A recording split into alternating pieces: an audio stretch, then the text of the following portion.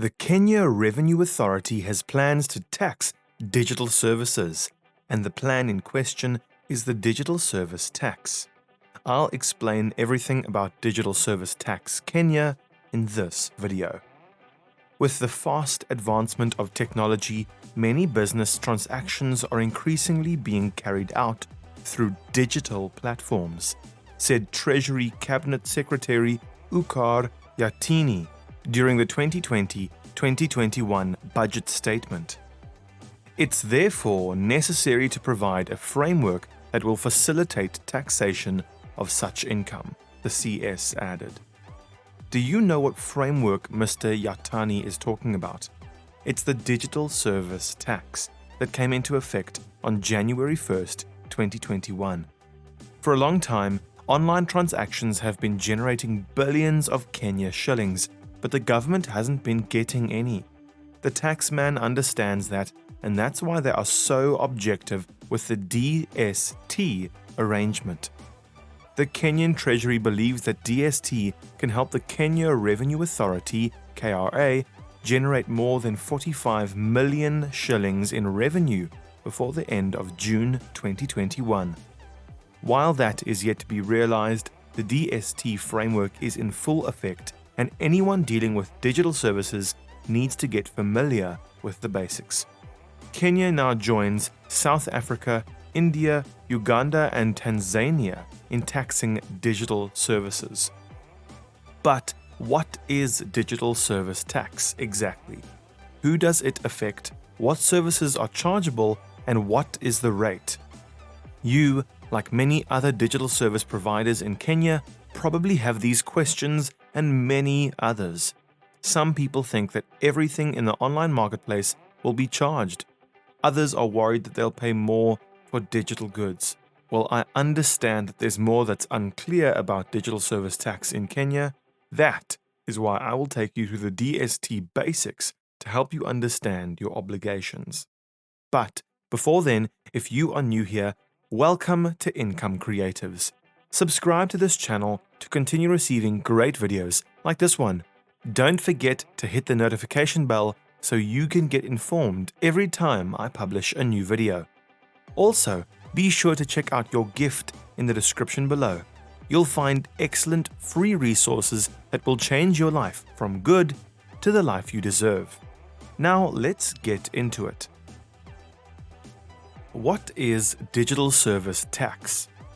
KRA defines digital service tax as tax payable on income earned on a digital marketplace in Kenya. When speaking of a digital marketplace, KRA describes it as an online platform that allows buyers and sellers direct interaction. That includes online stores like Jumia, Masoko, Amazon, and Kilimall. What is the proposed DST rate? Currently, the proposed DST rate in Kenya is 1.5% of the gross transaction value of a transaction done on a digital marketplace. So, what is gross transaction value? The gross transaction value, GTV, is the total cash amount received on an online marketplace over a particular period. The simplest way to calculate GTV is to multiply the unit cost of an item by the total number of pieces sold. For example, if you sell a t-shirt for 1,000 shillings and manage to sell 100 copies in a month, then the gross transaction value will be 100,000 Kenyan shillings.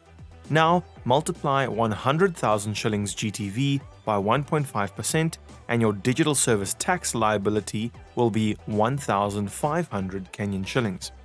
Remember, the gross transaction value is sometimes known as the gross merchandise value, shortened as GMV. It's also worth noting that GTV is exclusive of the government's VAT. How is it taxed and what are the chargeable services?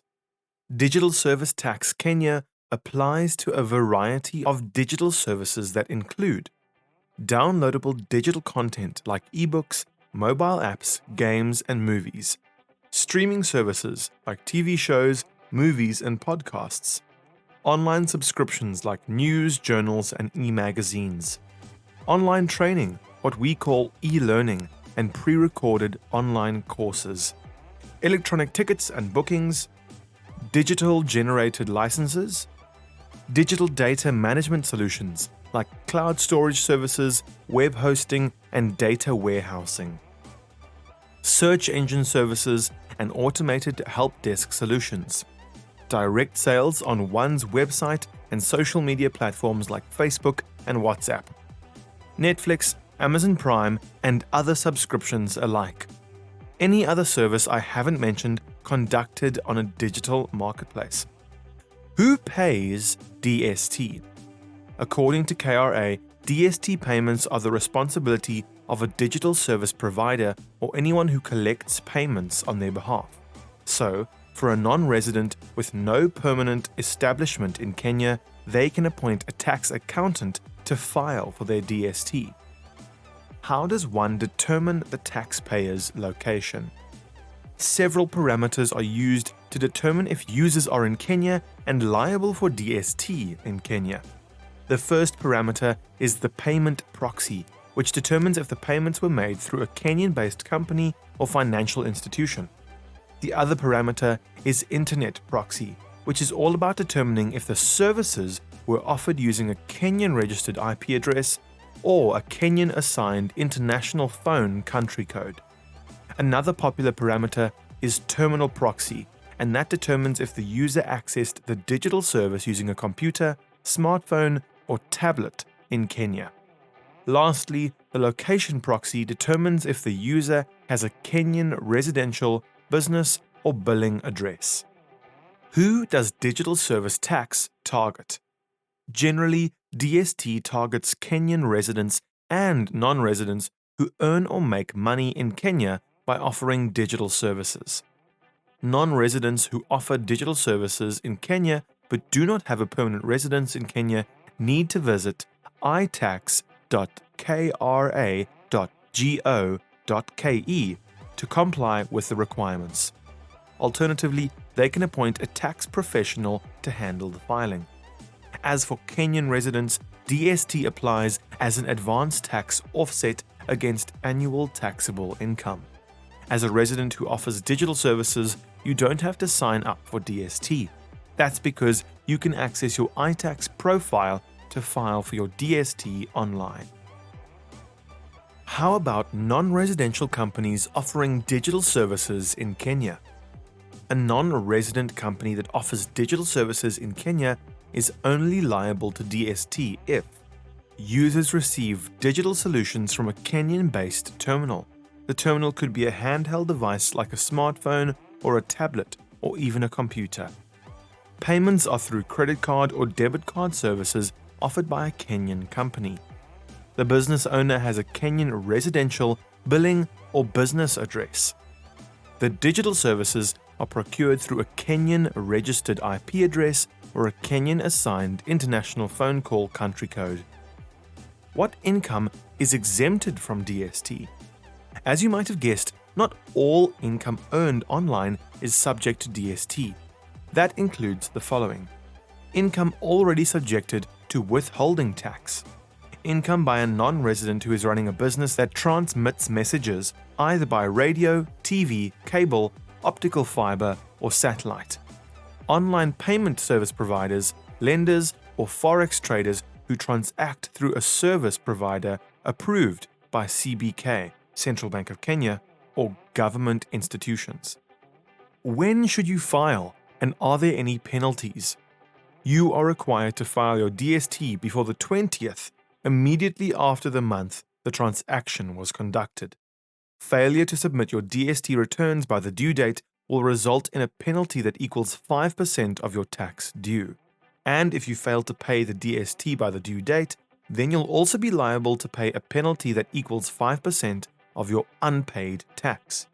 Additionally, you'll be liable to pay 1% interest every month after the due date. Is digital service tax good for the Kenyan economy? Every patriotic Kenyan will love to know if the new tax measure is good for the economy. According to the taxman, digital service tax will ensure fairness between the old ways of doing business and modern techniques.